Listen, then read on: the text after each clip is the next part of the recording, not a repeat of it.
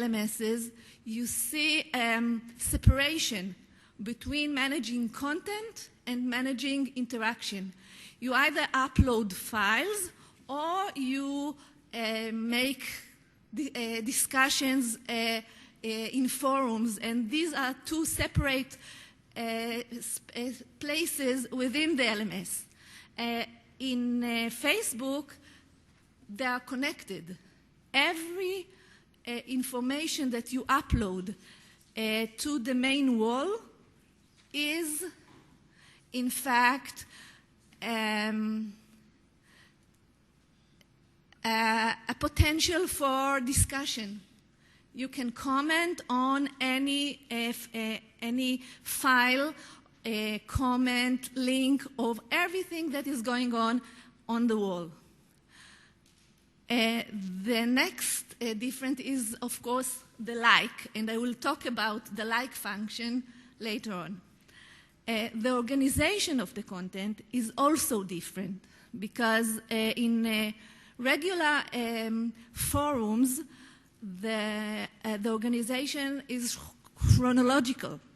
In Facebook, it is chronological, but it's dynamic. It's more dynamic. Even if a message is old and somebody comment to it, okay, you can come back to it and comment, and then it will go to the top of the new feeds. So it's different, and in terms of orientation, it's an obstacle for the students at the first time. I will skip synchronics because I don't have enough time. I'll tell you about a little about our project, our case study. It was a master degree course called Global Aspects of ICT in Education. It was held in the summer 2000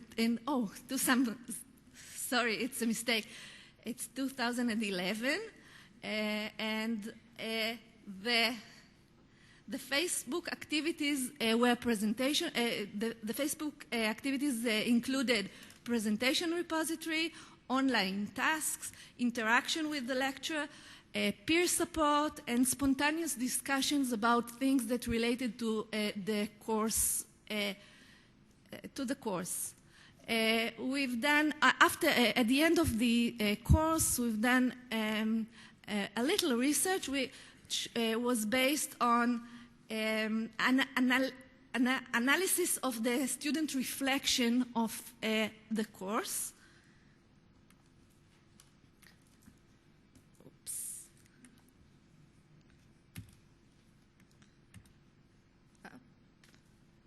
What happened? Okay, just a minute.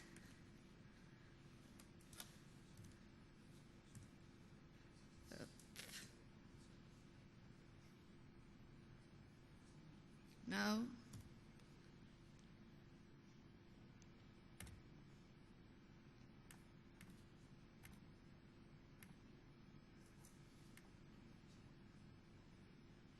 Stop here. Stacked. Okay. No. It's not enough. It's not good.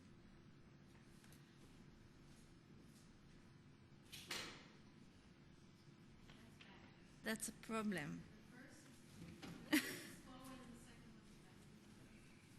Yes, I know, but it's stuck. I need... Yeah. The fourth or fifth slide. After that. You see? It's stuck. Sorry.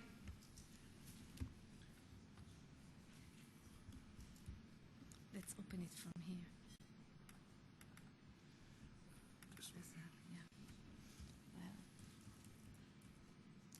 Okay, that's what I wanted to show you. Sorry. Well, the reflection of the learners, That is what came up from the reflections. You can see the main categories: peer interaction, student-lecture interaction, personal learning, and intensity were the four main themes that emerged from the reflection, and now I will show you some of what the students wrote about each of these themes. Well, peer interaction. The messages and responses has been the most enjoyable part of the conversation in the group. The issues were raised not by the instructor, but the students who wished to respond and share. In some cases, a deep discussion was developed and encouraged many friends to make interesting comments, like a discussion opened by Arthur, or whether to permit young children to go into Facebook, which was not part of a task, and it was spontaneously. I'll go ahead. Then, regarding interaction with the lecturer, the environment has allowed a direct link between the students and the instructor. She became an advisor. She gave us tools and exposed us to information resources. I'll skip the rest. In terms of personal learning, we identified two kinds of response of students that have a proactive style and students who had a reactive style. For the proactive style, there were messages I initiated on my own because of an issue raising from the course materials that I wanted to share with my friends. And for the reactive, I didn't initiate new statuses, and this is my weakness in this type of learning. But every time I had a response or perform a task, I followed the instructions in their entirety. Using like, that's it. Okay, I'll summarize. Using like was very useful. I want, if you want to hear about it, ask me later.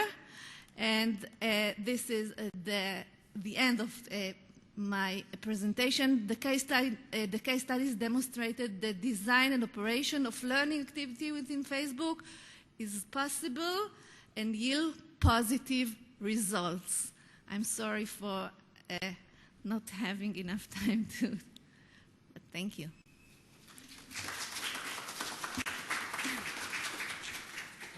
Thank you very much, Hagit. That's the first time I've understood how Facebook can really be used positively in education. Thank you for that. As we agreed earlier, we're going to run the two Facebook sessions together. So if I could now ask Patricia Huion to come up from the Limburg University in Belgium. Do you want to... oh, you've got your own machine, have you? Yes. Ah, right. I don't trust computers, so I want to have my own. Where is it? It's here. It's here. And right. I'll introduce, because you're a strict time manager, so I'll introduce it a bit. I was asked to start a class for paralegal students, so they're paralegal consultants, and they had to study communicative skills, but also participation in blogs, had to enrich their vocabulary, had to form values about their profession, finding out what does it mean to be a paralegal consultant. And to be honest, I didn't have a clue because I'm not a paralegal consultant. So I thought, okay, let's start. How am I going to do this? And I thought the thing to do was to ask my students what they expected from me.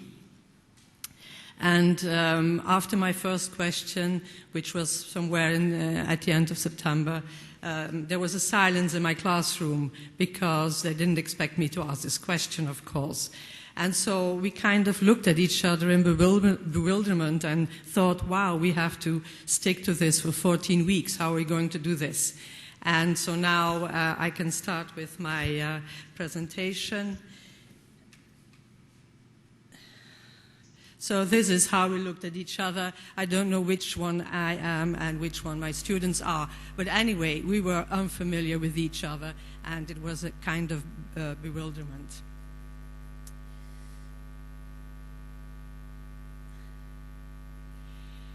One of my students, after a long silence, told me, I expect you to tell me what I have to do, which activities you expect me to do, and what I have to learn, and then I will study it, and I will tell you afterwards. Now, I'm an aging teacher, as you may have noticed, and I recognize this as what Freire has called as students as empty containers, and you fill your knowledge, and they resemble you at the end. So I thought, no, I'm not going to do this. This is old-fashioned, and I focused on a research-based practice and thought, what am I going to do? So my curiosity, I was willing to give up my preconceptions as a teacher, as an information purveyor, and I thought, what am I supposed to do? How am I going to reach out to these students? My sensitivity, I sensed my students were feeling uncomfortable, but they were not willing to open up. But that was something I intuited, but I wasn't sure about it. And I had to be inquisitive. I had to be willing to give up all my biases and preconceptions about how I was supposed to teach. So that's what I did. And then, of course, as a teacher, your basic question is, the method I choose is the best method for my students. So I decided to intervene and to try something new. And the first thing, and it's been mentioned already, and I was very happy because I had huge problems with this concept of the flipped class, but I tried a flipped class. And this is, it's not only Bergman, you also have the Khan Academy, and you also have... Instead of standing in front of a class and delivering, here's how you do this type of problem, here's how this works, I deliver that direct instruction now asynchronously at home through these videos that we make with Camtasia Studio. Times till whole. Oh, we didn't do that last time. The last step, they were already whole numbers. We had 1, 1, and 4. Here we don't have a whole number. So here's a few little tricks when you need to multiply by whole numbers. If one of your numbers ends in 0.5, you're going to multiply by 2. All right, something 0.5 times it by 2. Right. Okay, write this down, guys. Yes. If something ends in 0.3 or 0.33 or 0.66, you multiply by 3. And when the kids come to class, they don't show up to learn new stuff. They show up to apply the things that they learn at home and to ask me questions about the things they learned at home. So now they could have my lesson, if you will, what I would normally have stood up and lectured to them in class with some added features. They get that at home. And then what they were expected to do for homework is now what they do in my class. Life is different for me because I no longer am the guy who stands up in the front of the classroom and just yaks at a student for an hour or however long the class is. Now I walk around the class and I help kids. I'm a tutor, I'm a guide, I'm the putter-outer of fires, whatever it happens to be in my crazy chemistry class. I walk around and do that. I don't stand up front and teach under the kind of the traditional model. I'm Aaron Sams. I'm a teacher. I'm a dad. I'm a husband. And he's a very passionate teacher. The second thing is, so in a flipped classroom, you reverse. So the lecturing happens at home. You make vodcasting, they call it, and the actual studying happens in class. I foresaw that I wouldn't have enough time to do this, so I had to find a way to extend my class time, and that's why I engaged with Facebook. And I had this link about 50 reasons to invite Facebook, which I posted on my Facebook and posted also in my secret Facebook, which was a result of my pedagogical concept. And then I started this secret Facebook.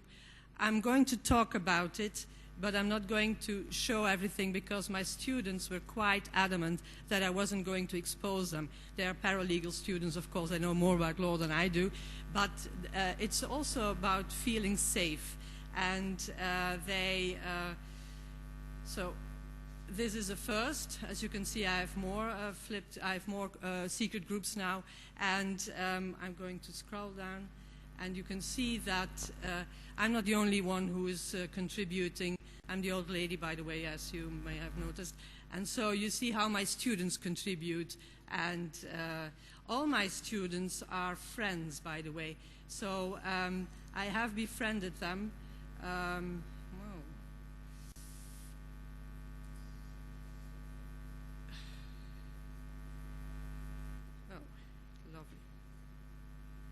I have befriended them because I can't give any feedback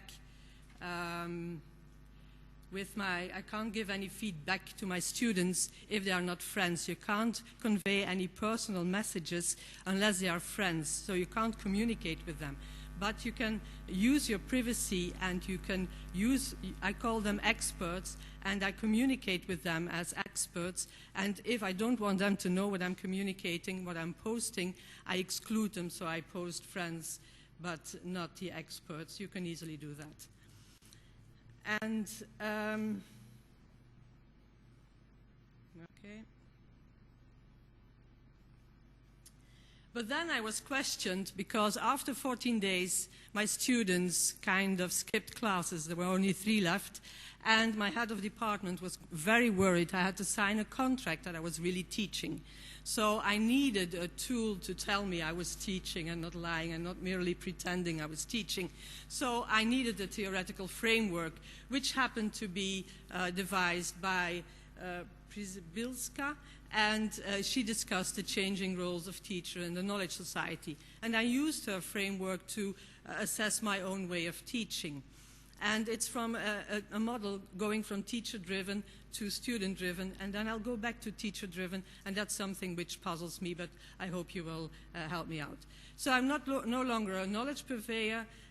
She devises 3 roles: a traditional didactical role, which sees the teacher as a source of information. Now, all of the information, all the course-related information was posted on Blackboard. So every static information was on Blackboard. Then you have the traditional carer role, who creates a safe environment, disciplines and control. Again, this was on Blackboard, but on my secret Facebook, I gave feedback about their grades. I gave warnings when I saw they were underperforming. I asked questions. So there was a kind of conversational thing on Facebook, but the rule and regulations on no. Oh. And then you have the traditional educational role, which deals with personality. And so the students post texts about social media, and also post about Facebook is more student-driven, and you see, as a modern didactical role, you become a facilitator. We've heard this in all the previous presentations. So you give feedback, you add remedial links, you post about what other students say, and I also post articles on my wall. Then you have the modern carer role. You give students feedback, but also my students couldn't always make it in my classroom. I'm not going to discuss why, but you can tell them and you can easily invite them to participate. And I also ask my students to engage with blogs, start up a conversation, post text on Facebook. Yet, as a teacher, I became more exposed because I get to know more of you. And Bilska also said you have to be an animator as a teacher to motivate, to draw your students into your story. So I like comedy programs, so I posted them on my wall. You also are a cultural promoter, so I gave reviews about things I saw. All the pictures which I use come from my Facebook. You also have to be a creator and researcher, so I posted on my wall the papers and all the professional communities I belong to. And you're also a friend, a guide, and a therapist. A friend I'm okay with, so I said happy birthday, happy new year, all the things, and the response is quite positive. A guide, you help them, you tell them about how to study, that's also. A therapist I felt very uncomfortable with. But I also talked about my dog.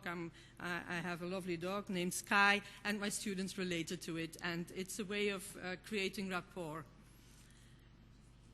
Fear of flying, am I still a teacher? I think so it's Erica Young for those who remember it, and it's about going into a new territory, and for me Facebook was a new territory, and I was afraid that I would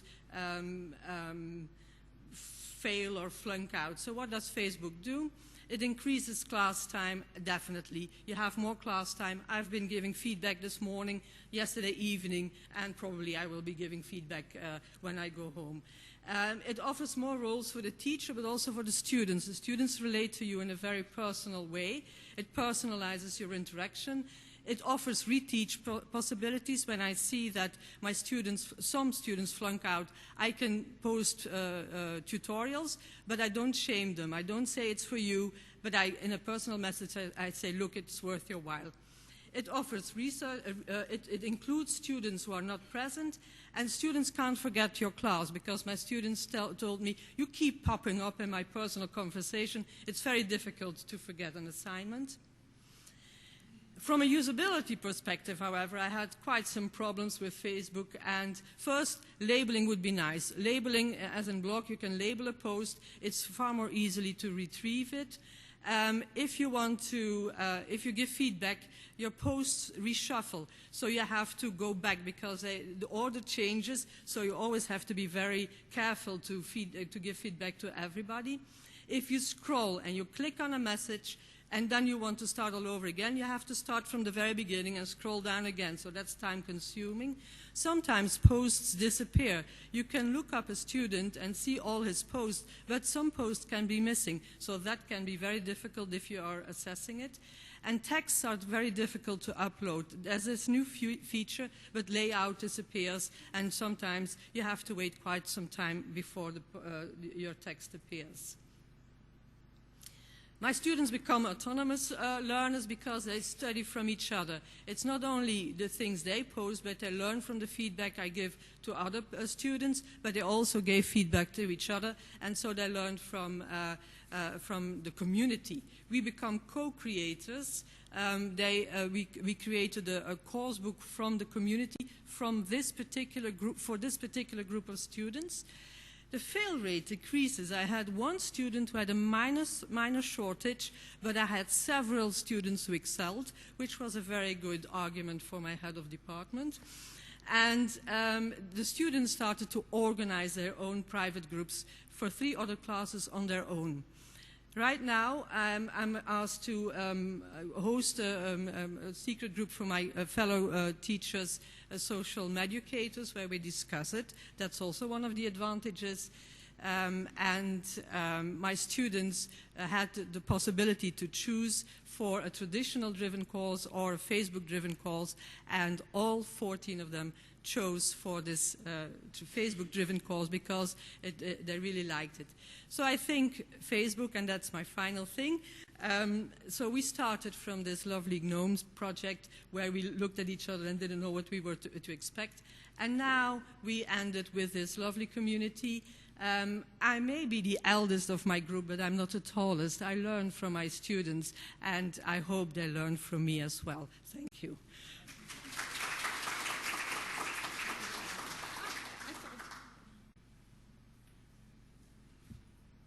So let's have 10 minutes or so now before the other 2 presentations on issues relating to the use of Facebook. And could we have comments, observations, personal experience, questions?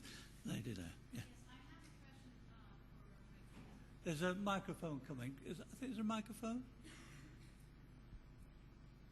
I have a question for her. Yeah, yeah. My issue is about privacy and security between things that are of the interaction that you're assessing and so forth that are not within an institutional environment. And if this did not create any issues with the institution and for the students. I will answer the question because this is my institution and she was teaching. Okay. Actually, I was so much surprised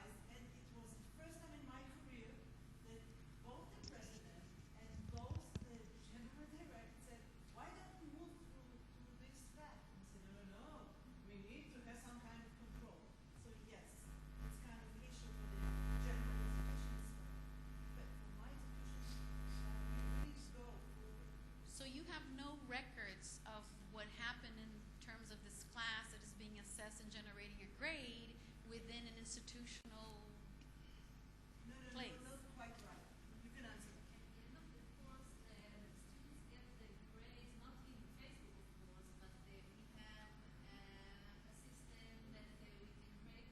Right. But what generated the grade, whatever artifacts that generated the grade, are not within an institutional environment.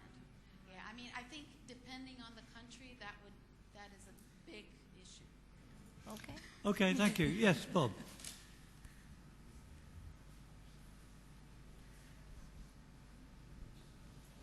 Hi, thank you both. Like you, I'm quite an enthusiast for this, but so I want to raise a very difficult question. It's a difficult question for me, but can I share it with you because you might have the answer?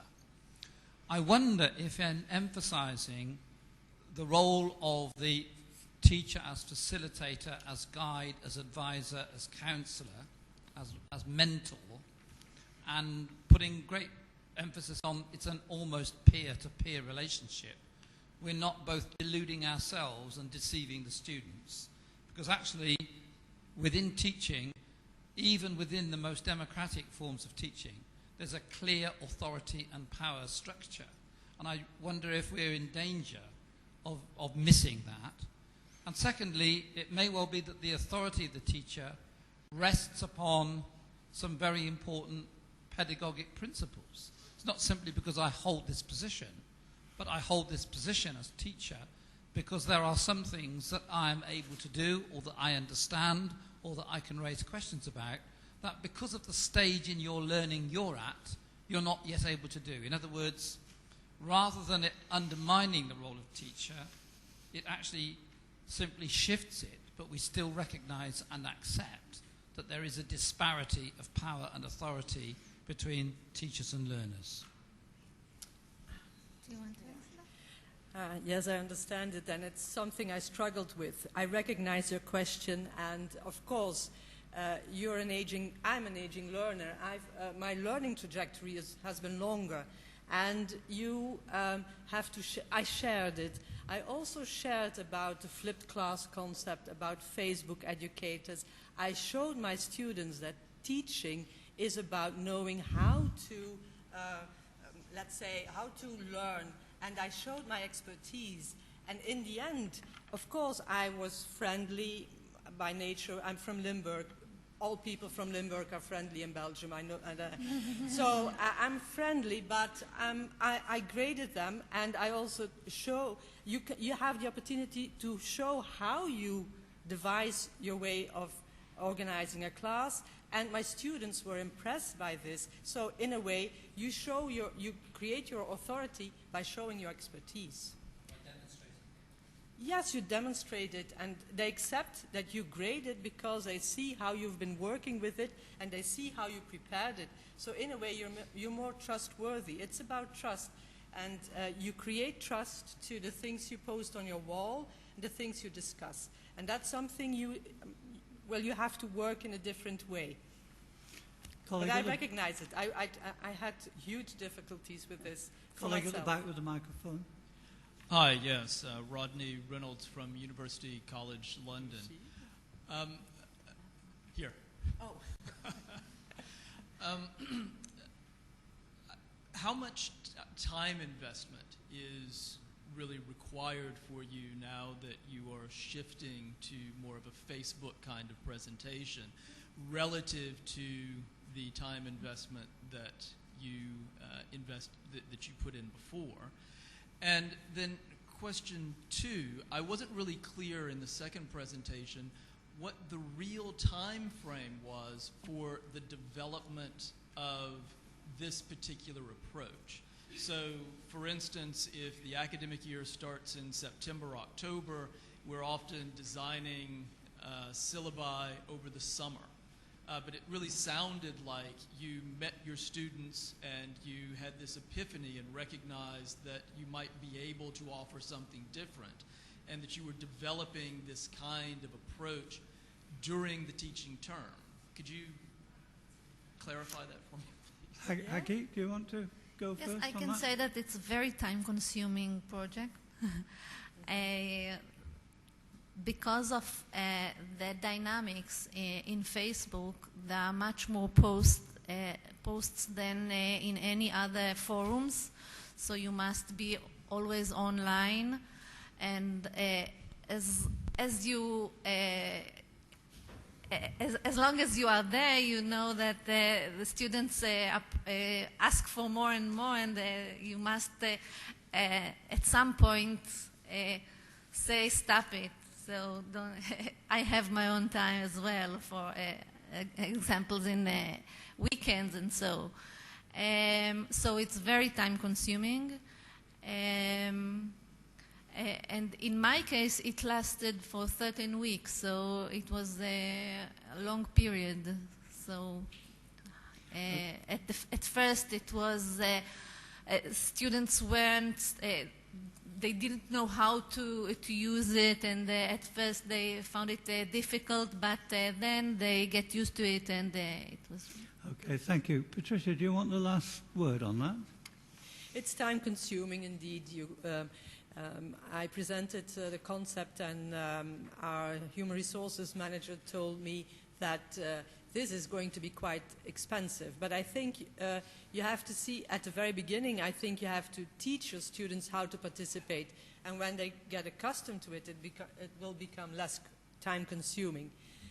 As to your second question, it will be a naughty answer, I realize this. The content, we are a very content-driven institute, so the content was all prepared in summer, if that's a sure issue. But the approach, I had to find a different approach because otherwise I would fail. So the time frame was 14 weeks, and I did change my way of approaching my students after the first class. I thought about it, and I said I have to change my way of communicating with my students. And so, yes, I don't know, you guessed right, I think. Yes, I changed it while I was confronted with my students. But it's also what I explained. My students are the variables. I'm the variable, but the content was there. So, and we had to find a way of communicating, and so that's why I changed it. And of course, it's also about me, of course, but it's also about my students. Thank you both very much, and thank you for the questions. Let's move on now to Gila, who's going to talk about another sort of social network in the use of blogs. And you might be just reflecting, while she's changing over the computer, whether teachers and students, by definition, have to be friends.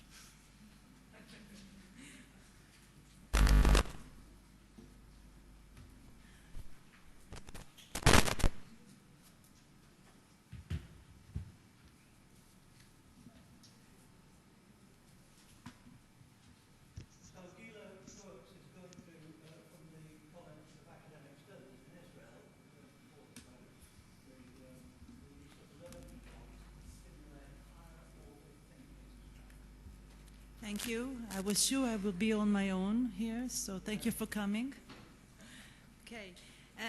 Good afternoon. I will present research held by me and my student, Nome, which was actually her thesis for master's degree in education. This is the outline. I will offer a brief introduction. I will suggest a short definition, what is learning blogs, and then present the purpose of the study, research population, the instruments, and then highlights the major findings and provide kind of summary or more of questions that I have. This is the college, also the paper that Hagit presented. This is the College for Academic Studies. We are a relatively new institution, 4 years only, and it's a non-funded institution, a college, which means we are a private college. We have 6,000 students, almost 2,000 from the Graduate School of Education, and I'm head of the master program of ICT and Learning. And this is our campus, which is very nice, but we are leaving it because we have so many students and we don't have classes and we don't have rooms for the faculty. So, what is blog? I'm sure that all of you know what's blog, but just for the sake that to be on the same page, blog is actually a website where people can write personal posts.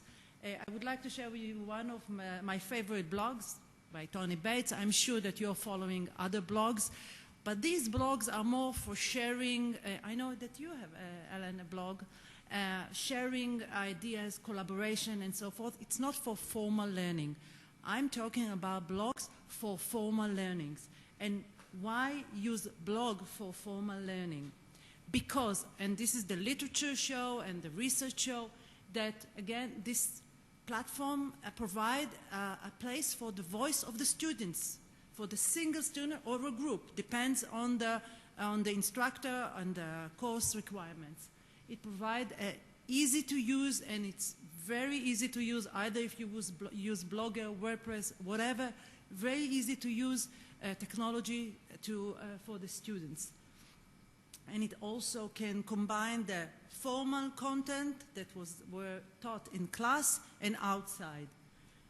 And one of the main features of the blogs, it's public. It's public. Everyone potentially can see it. So this increases the students' sense of responsibility. They have to think before they write. And I can tell you this raises a lot of issue about this public nature of the blogs. This is two examples of screenshots from blogs of students. You can see that the interface is very simple, and this is something that we teach them to be very simple. This is the post, and this is her personal information. This is another blog. So these are one side of the story, the blogs. Now I'll move to the main component of this research, which is higher order thinking strategies, which we call HOTS. I'm sure that most of you are familiar on it, but the definition is that it's kind of a rank of abilities and types of thinking. There are cognitive actions. They can be on specific strategy, or it can be on a general strategy. But we use a lot these higher order thinking strategies or critical thinking as a desired outcome from our learning. And we actually wanted to see if you can use it for the blogs.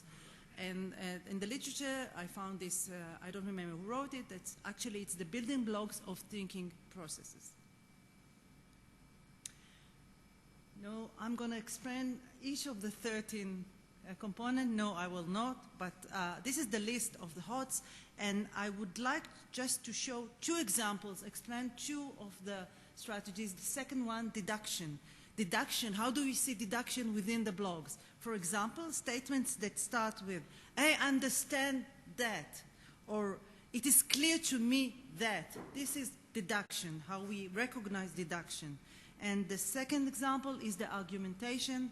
Number 11, I think that, to my opinion, blah, blah, blah. And I chose these examples not by accident, and you will see why.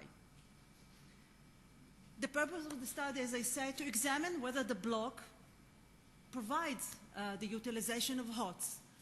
And by that, we would wanted to examine the degree to which blog contained evidence of these cognitive actions that represent higher order thinking.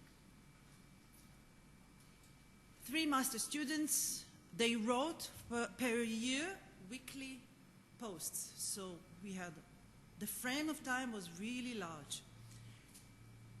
Actually, the writing of the blogs was stated to be to create kind of e-portfolio that summarize the professional identity and describe the students' learning process, experiences, and insights. It took us a while, and this is the 4 years that I'm doing this project and researching it. It took us a while to explain to them what we are expecting from them. Like, for example, I went to school, it was very interesting, and we were very much satisfied, and go home. This is not what we want from them, or I don't accept what the teacher said. Okay, but you have to explain why and what. So it was really, and every group of students that start the blogs, it's a hard time to explain to them what do we mean by writing reflective posts. we did a quantitative content analysis of sample of 10 learning blogs, and within the 10 blogs, we did a random sampling to select the post and coding, and we did the coding according to the interjudge reliability test that is usually been done. We had, I'm here presenting 3 research questions and highlighting them. The first one, can we see HOTS within the learning blogs? So yes, the answer is yes. You can see, you can find it. And we can find that in each post, it can rank from 1 HOT to 13 HOTs within one post. The number, the average number of HOTs per post is 8.2. It's very rich post. It's not like, it can be like all this, more than this screen. So the answer is yes, writing in blogs promotes significant utilization in numerical terms of HOTs. The second question was, can we find in learning blogs a representation of variety of HOTs? You can see the colors. Yes, the answer is yes. You can find variety. And actually, what we found that the most common HOTs were deductions and argumentation, and also identification of component and relationship. Please pay attention that we almost didn't find HOTs about sorting and suggesting different possibilities for problem solving. I think it's not surprising that we find it. So the answer here also is yes. The third research question was, to what extent it is possible to detect a development in the scope of HOTs in the course of writing of the learning blogs. I have to explain why we raised this question. The students had evaluation, midterm evaluation, two times until they got the summative evaluation. So we were expecting them to understand how to use more and more HOTs. So the finding revealed a positive development in the scope of the use of HOTs. I will show you here how it shows. You can see that it's, on average, it's go by the time, it's much more, using much more HOTs. No, I'm gonna. So this is my last final slide. Okay, I think we agree that we can use blog as a learning tool for the use of presenting HOTs. I'm comparing the findings of this research to the research that we did with Hagit, and I feel much more confident with this research comparing to this one, because this one is much more structured in meaning that this is the voice of the students and you have to guide him, as compared to this, the use of Facebook group, and I'm using Facebook group and pages as a learning tool. It's much more open, and I have to adjust myself to this kind of teaching. I believe, a great believer in blogs, and actually I'm teaching for the Master Distance Education for UMUC, and we are giving an assignment blog, and I enjoy it. Actually, I enjoy it. Yes, it's time consuming, if you're going to ask me. It's time consuming. So, and one recommendation that I would like to say, it should be weekly activity or some kind of time frame for long term, like this was for a year. It cannot be like for a month or something like that, because you have to have this kind of development and guiding the students. Okay, I think I finished. Thank you.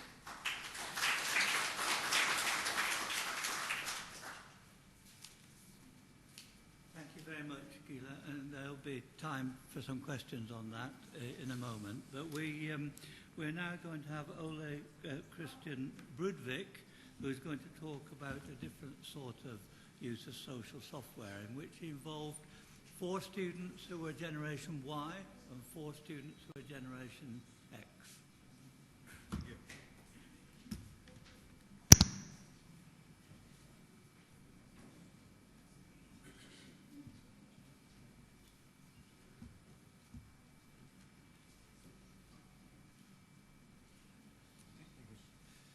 Good afternoon, everyone. I'm going to present a paper my colleague and me put together. It's about an e-assessment model for supporting collaborative knowledge building in a social software. We both come from the company NQS NetStudio. We are a bit proud because we are 100 years in 2014 and we had 3 million students graduating through our company. We are a distant education provider in Norway. We focus on university college degrees, and we collaborate with many universities in Norway and abroad. And our main subject areas are business, media and communication, pedagogy and society, and health and social studies. Now, this study I'm going to present today, it started last year when I was working with professional development within e-assessment for high school teachers in Norway. And so we thought that why don't we try and make an e-assessment model for student engaging in knowledge building using social software. So I very interested in the concept of remixing, and tomorrow I have a presentation called Learning by Remixing, which is based on my doctoral dissertation. But I try to bring this into this study also. Noble and Langsher, they define remix as a means to take cultural artifacts and combine and manipulate them into new kinds of creative blends. So what we want, the motivation for what we wanted to do is to develop an e-assessment model for evaluating students' engagement in remixing new creative knowledge products using a social software. I will present to you the social software a little bit later. And we wanted to employ this e-assessment model to evaluate students' engagement with using a social content network, which is called DIGO. That's the social software used in the study. So the purpose of the study was to develop an e-assessment model for supporting and assessing learning by knowledge building using social software and engage the students to work collaboratively with a problem-based knowledge building, and evaluate how this e-assessment support the students' use of the social software for such knowledge building tasks, and evaluate what affordances this particular social software has for engaging in collaborative knowledge building. So we tried to make a model that can be applied for other social software also to evaluate these things. So I'll talk a little bit about social software. We all know what Web 2 and social software is, but I like to use the term that they provide for space and places for knowing, and they open opportunities for learners to explore in virtual and cross-cultural settings. It's a multimodal experience, and it demands a new literacies because of these multimodal conventions of using it. It supports communities and collaboration, manipulation and sharing of content, and consumers becomes producers of knowledge instead of just consuming it. They can work with ideas and making links between sources, add and remix their own interpretations and meaning into the content in these spaces. So a little bit more about knowledge in the knowledge society before I get to the actual study. In recent years, because of the technology, there has been a lot of focus on the change in how knowledge production occurs, and Weinberg describes knowledge as no longer organized as trees or as taxonomies, but as a pile of leaves instead. And the organization of knowledge in digital forms allows the same knowledge to be organized by many people in many ways through different digital constructions. And social software and Web 2 is a place for this to happen. So learners' relationships with ideas is determined by the context, and each change in context can result in ideas being reworked to meet a particular need. So the same idea might change its modality of representation and its structure at different times in different places. So we used the instructional method knowledge building. We like that one because it's linked to the knowledge age, the knowledge society, because it's based on the need to be able to work creatively with knowledge, The challenge with this method is to engage the learners in a developmental trajectory of creative knowledge production. And it defines knowledge building as the production and continual improvement of ideas of value to the community through means that increases the likelihood that what the community accomplishes will be greater than the sum of individual contributions and part of broader cultural efforts. So the goal is to advance the frontier of knowledge as they perceive them. That goes for students as how they perceive them, as well as how is, for example, business people engage in knowledge production, or scientists. This instruction method trying to engage the student in the same knowledge production processes. So they compare it, Berater and Scardamalia, who proposed this method, they compare it to learning, where learning is an internal, unabsorbable process that results in changes in belief, attitude, or skill, while knowledge building, by contrast, results in the creation or modification of public knowledge. They also link this, I'm sorry for all the text on the slide, but I like this quote here. The same people, Berater and Scardamalia, extends on this knowledge building and introduces the concept of dialogic literacy, which is a fundamental for work in the knowledge society. They say that in every kind of knowledge-based progressive organization, new knowledge and new direction are forged through dialogue. The dialogue in a knowledge organization is not principally concerned with narrative, exposition, argument, and persuasion, but with solving problems and developing new ideas. So higher order knowledge skills have to do with collaboration, initiative, communication, and creativity. So knowledge building has the potential to engage the student in such dialogic literacy. The ability to engage productively in discourse whose purpose is to generate new knowledge and understanding.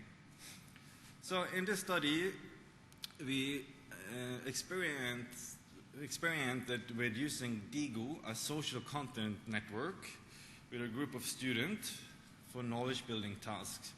So the students use mainly two tools in Digu. That is a browser toolbar, which is an add-on to the browser, and a Digu group, which is an online space in the Digu social content network. I'm going to show you quickly Digu. This is Digu. It's basically started as a social bookmarking service, but has evolved into an online research tools. It also has an educational version. So here you can set up groups to work in and collaborate on information that you collect online. I already set up some groups here, so I can show you quickly. I have put up an Eden conference group.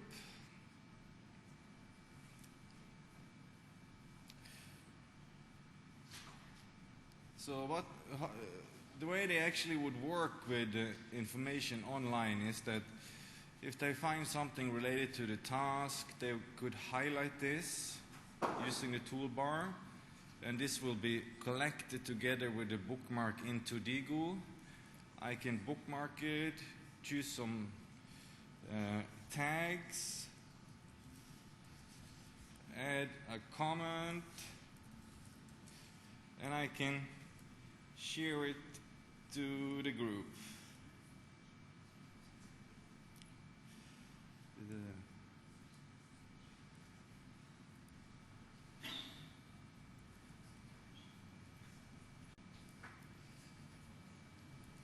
So now the bookwork will come in here. In the Digu group here, you can add students, and they will all see this, and they can further collaborate inside here with adding comment to the bookmark here, so there can be a continued dialogue around this particular source.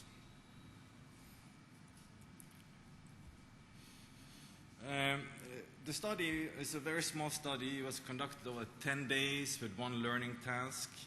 We recruited 4 participants from Generation Y and Generation X. So it was a purpose-based sampling based on the argument that learners are no longer constrained by institutional borders, but they can explore in virtual cross-cultural settings. So the students were from Norway and Australia, and they didn't know each other from before. They were just given this space in Digo to do this learning task together, and then we'll see what happened. So the participant, most of them are teachers or working with education technology, so they were pretty ICT literate. It's just a little bit description of the 4 participants. The design of the learning task in the e-assessment model. The purpose of the learning task was to engage the learners with ideas and resources on the web, engage learners in dialogic literacy through knowledge building using the social content network Digo, and making the task open-ended so there could be many potential solutions to the knowledge building task. So they were giving a task basically to come up with a solution for game addiction. And this is the e-assessment model. We designed 4 competence levels that we used. The ability to find and collect relevant ideas and resources, ability to find, collect, sample, organize, and describe the content in the ideas and resources by choosing descriptive tags of the content.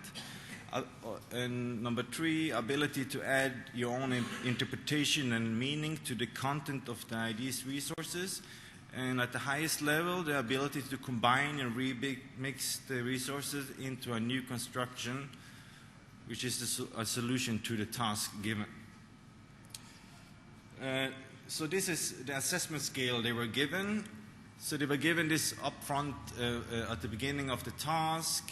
The purpose was to, all these 4 is based on the 4 competence level I just showed you now. This is the way it was given to the student. And the purpose of this model was to support both summative and formative assessment. So they would get 1 point if they did number 1, and 2 points for the second, and 3 and 4 for the other 2.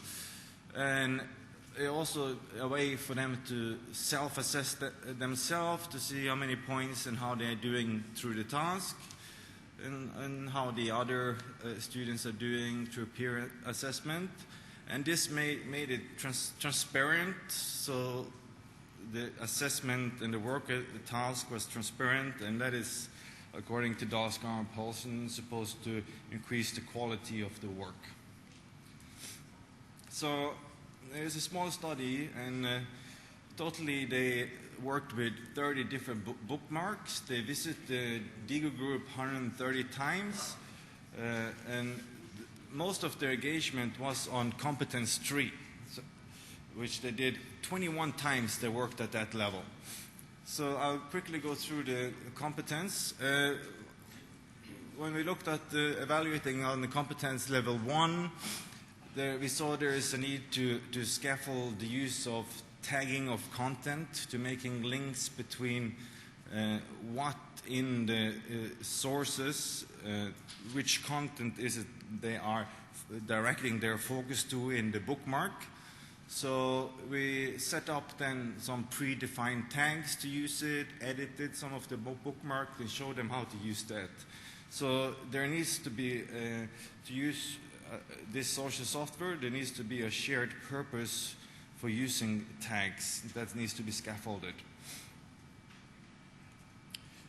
Here you can see an example of a bookmark, but it doesn't have any tags. Instead, they jump directly to competence 2 and 3 by commenting. They highlight and sample a piece of text from the source, and they give a comment to this. Instead of they jumped right over the tagging part. So, on competence level 2, after it was scaffolded, the use of tags, and there was a purpose in it, they started to use tags, game addiction, and so on. And connected that to, it was a link between that and the kind of content that they sampled and collected into the Digo group. So this seems to be an affordance of Digo, this part of bringing in the content in the group, which needs no scaffolding. So this is an example of this. One of the students did. They highlighted this text on a website and another piece of text later in the website, and they brought it in together with a bookmark, and they tagged the content, what is the focus of this content, with descriptive tags. The main focus of the student was on competence 3, and that's where the dialogic literacy part comes in, where there is a dialogue dialogue around the content, where they bring the content into the dialogue and discuss this against the task. So they used comments and another feature I haven't had time to show you, which is sticky notes, to engage in a dialogue about the content. So this is the strongest part of Digo. Using this model to evaluate this software, we found that this is the place in using Digo where you don't need an extra scaffolding or strongest help of strong helping the student. So at this level, they started to add their own interpretation and meaning. So here is a discussion starting. They're talking about this resource. One student gives a comment, another replies to it, and it goes on.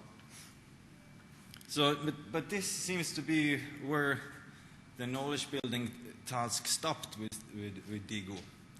To reach the fourth level, which was to come up with a solution to the task they were given, that seems to was difficult for the students to switch the focus to that. So the Digo did not really have good affordances for that. One attempt was to set up a discussion topic in the group, but none of the students started to propose any solutions. Instead, the competence 3 level, when they arrived at competence level 3 in their bookmarks, then they started to extend with some proposal for solution to the task. So that might be one way to go with Digo, to reach further into the knowledge production process, to extend further on those bookmarks. But it doesn't have a good tool for combining all the works with the different bookmarks into creating a solution. So in conclusion, the e-assessment model provide a useful lens for us, analytical lens for us to evaluate the affordances of using this social software for knowledge building. It was a useful framework for designing e-assessment for supporting the students working on such tasks. It could be better as a summative assessment and increase the quality of the work if the number of occurrences of work with the different competence levels would be counted as the final score instead of whether or not they did one of the competences. So in conclusion, the affordance of using Digo, it requires scaffolding and shared purpose of how to start with doing the tagging of content. The affordance of Digo is certainly centered around competence 2 and 3 to find, sample, and add interpretation and meaning to the content in the bookmark that they bring into the Digo group. For them to engage in competence 4, as I said, one way is to extend the bookmarks in one bookmark into competence 4 from 3, or maybe combine Digo with another tool where students would actually work with making a final product. So Digo has a feature where you can send your bookmarks to a blog, for example, and the student could further work with it there. And then it's a possibility that they can reach a competence level 5, which is dialogical, analyze and evaluate the proposed solution up against each other to collaboratively remix a comprehensive shared solution to the task. And then my time is up, I think. Cheers. Do you want to just say a final word? Yeah. This is was a very small study, and if you would do it again, we would provide a bit more scaffolding for, in the areas that we see it's needed, and maybe look at combining it with another tool for them to work through all the competence level. Thank you very much. Thank you.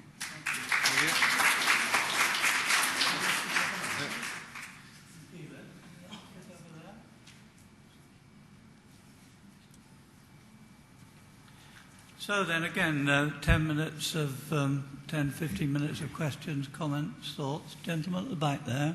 And is there a microphone? Where's the microphone gone?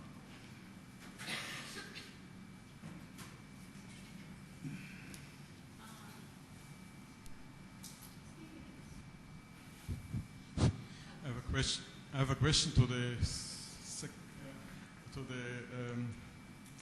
third speaker. You talked about HOTS and LOTS.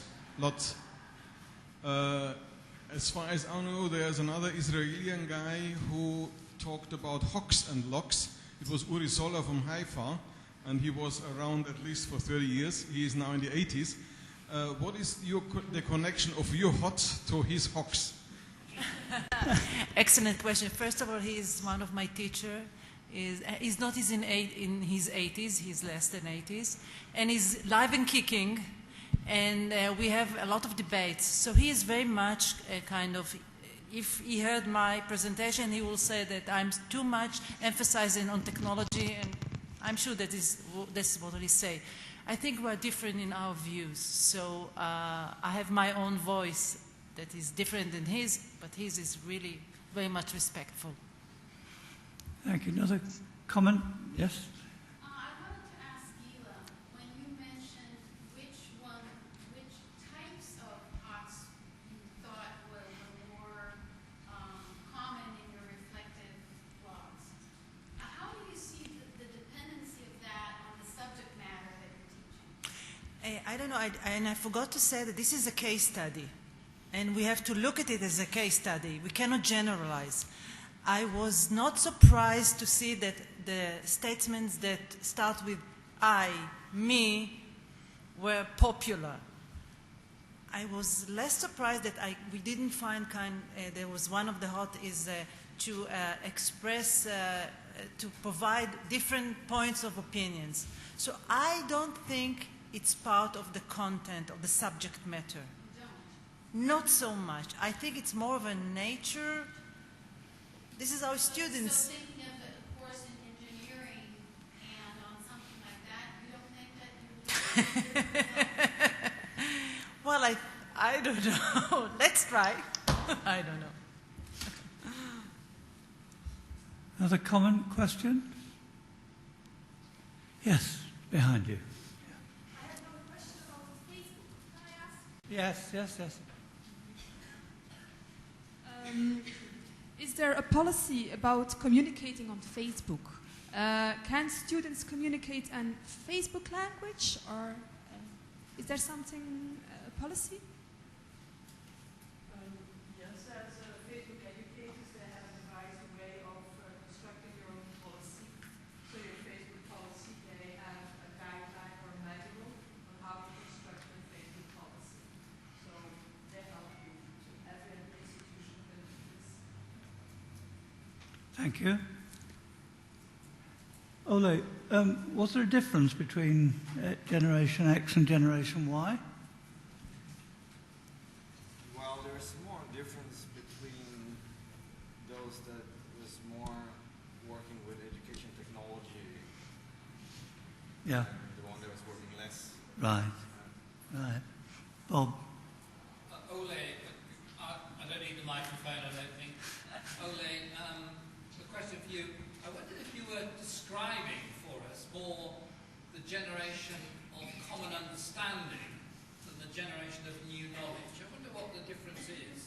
between generating understanding at a high level, which you clearly was happening through the processes which actually you both described, and what would be the differentiation for the generation of new knowledge? How do we know what constitutes new knowledge?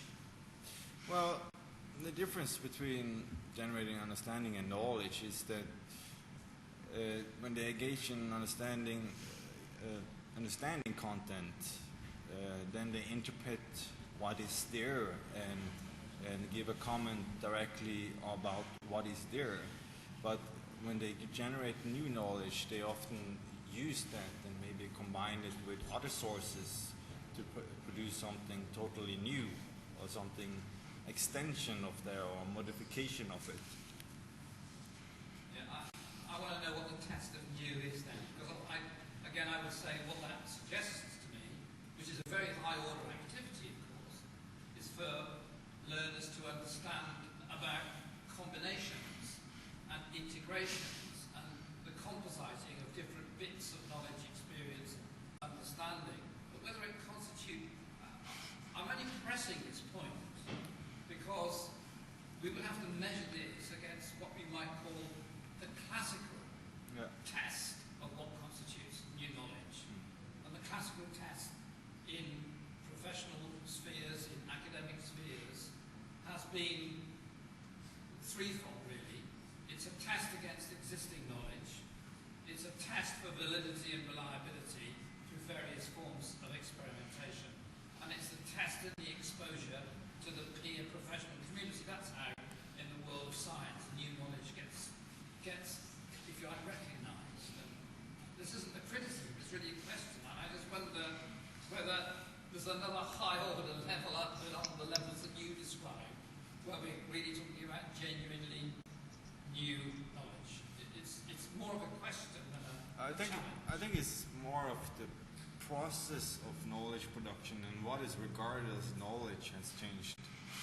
I often compare it to a DJ working on creating a new song. They draw on other people's work and they mix it together to something new. And that is happening with knowledge on the internet today. People go to sources and they find pieces of text and images here and there and they create something new. Either they put it on YouTube or it's a business report or something. These processes happen again and again now and become a much more normal. I don't want to dominate it, but I don't dispute the newness. I just wonder, I'm going to ask the same question again. It's quite a difficult question. I don't know how to answer it myself.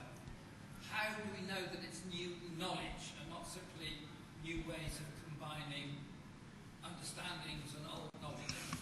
It's a very important, because if this process works, it's really interesting for how researchers and scientists might work together, for example, to actually create genuinely new knowledge as against new understanding. Then you are very much talking about the concept about appropriation, that you take something and you make it your own. So that is key to what is, merely just copy or paste or restating something towards creating new knowledge. Okay.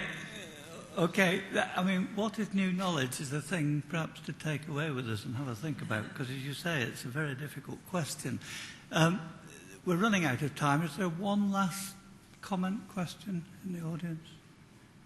Yes. There's a microphone just there. Yeah.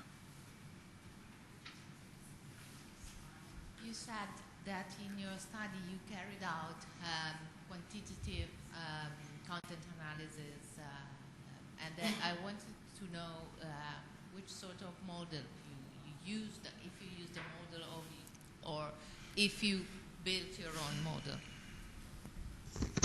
We based our model on the HOTS model, which was developed in Israel.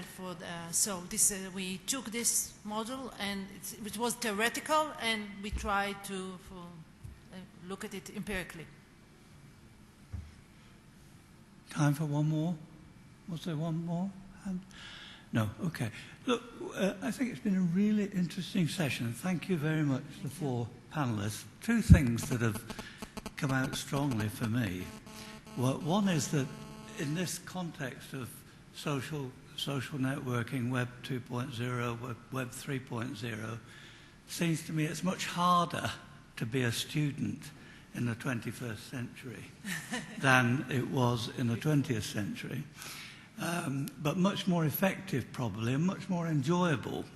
The second thing is, which I think is more worrying, is that it's much harder to be an academic and a teacher, because our colleagues here have said how time-consuming it is to engage, whether as friends or just as in a teacher-learner relationship, how time-consuming that is. And so, linking back to sessions earlier today, the big challenge is how do you convince your peers as academics that they can serve their students better by giving up content production, giving up lecturing, and spending a lot of time working with their students, developing their students' knowledge. I think it is a really exciting time. And I was just reflecting when I was listening to colleagues talking that when I was at university, in quite a prestigious UK university 50 years ago as an undergraduate student, I spent half the week in a laboratory drawing dead animals and plants. And so I didn't think that was very exciting, and I didn't learn much. And indeed, when the Open University first started to teach its Science Foundation course in 1971, I learned more as a tutor on that foundation course than I did in the whole 3 years of my degree course in that prestigious, unnameable university in the UK. Thank you very much to colleagues, and thank you to you all.